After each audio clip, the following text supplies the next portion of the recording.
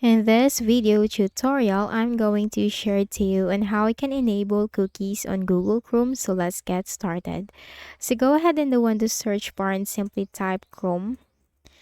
Then we have to click on Google Chrome under the best match. Now once you are in your Google Chrome window, we just have to locate the three dots and we can find that on the top right corner to customize and control Google Chrome. So click on that. Then we just have to simply scroll down and we can find the settings. So click on the settings, the one with the gear-like symbol. Now here in the list of options on the left pane, we have to click on privacy and security, the one with the shield symbol. So click on that.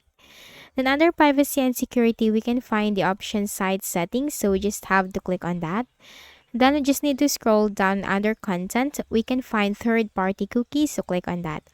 Now here you have these options: allow third-party cookies, block third-party cookies in incognito mode, and block third-party cookies. So in order to enable the cookies in Google Chrome, then we have to choose the second option.